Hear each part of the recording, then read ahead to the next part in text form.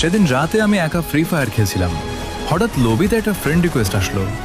আইডিটার নাম দেখে চিনতে পারলাম না, ভাবলাম হয়তো কোনো র্যান্ডম প্লেয়ার, তাই অ্যাকসেপ্ট করে দিলাম। ম্যাচে ঢোকার পর লোকটা মাইকে বলল, তুই আমাকে চিনিস না তাই না? আমি বললাম, না ভাই। লোকটা হেসে বলল, চিনার কথাও না, কারণ আমাদের শেষ কথা হয়েছিল 3 বছর আগে। আমি অবাক হয়ে গেলাম। তারপর সে আমার পুরনো নিকনেম বলল, যেটা আমি অনেক আগেই বদলে ফেলেছিলাম। এবার একটু ভয় লাগছিল। আমি জিজ্ঞেস করলাম, আপনি আসলে কে? লোকটা বলল, একসময় আমরা প্রতিদিন একসাথে খেলতাম, কিন্তু একদিন তুই হঠাৎ গেম ছেড়ে দিয়েছিলি, তারপর আর দেখা হয়নি। ধীরে ধীরে আমার মনে পড়তে শুরু করলো।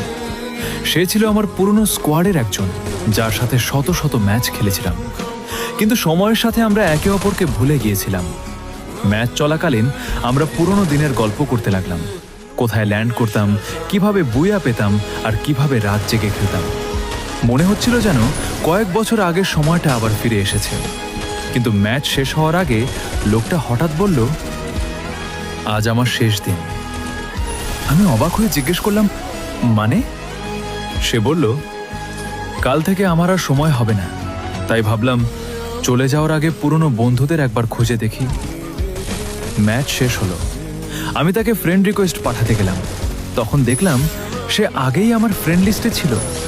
শুধু 3 বছর ধরে অফলাইনে পড়েছিল বলে আমি তাকে চিনতেই পারিনি। আর সেদিন বুঝেছিলাম, কখনো কখনো মানুষ হারিয়ে যায় না, আমরা শুধু তাদের খোঁজ নেওয়া বন্ধ করে দিই।